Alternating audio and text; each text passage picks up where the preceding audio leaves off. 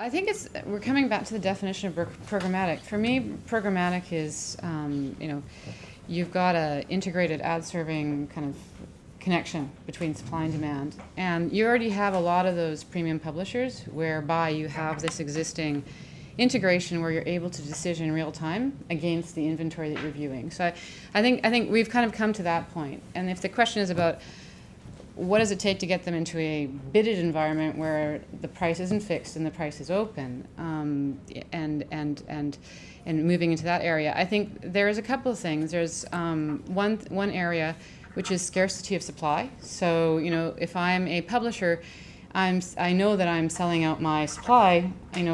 What is the risk to me to go forward and move into the programmatic world and potentially diminish some of my overall value?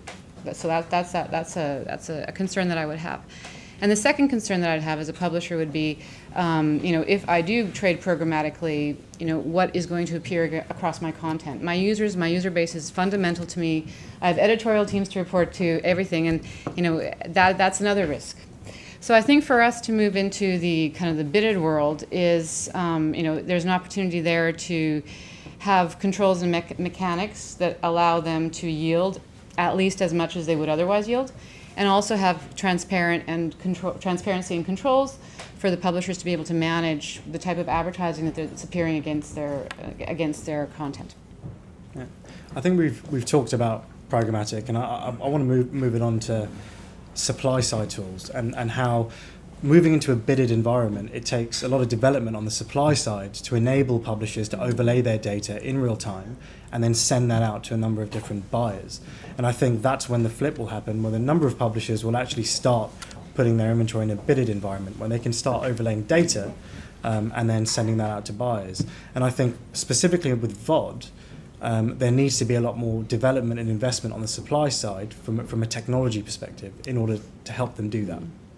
Are they at the point, are premium publishers of video at the point where they want to undertake that technology work, or is there still a persuasion job that needs to happen? Well, certainly in the display world they are, purely because the purpose of Deal ID or private exchange is to surface data with media.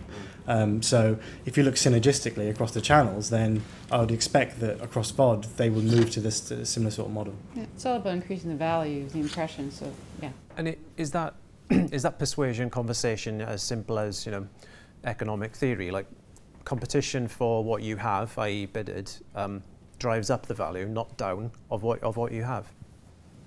Yeah. But I think at the end of the day it boils down to the commercials and the incremental value they can achieve in a low risk kind of situation.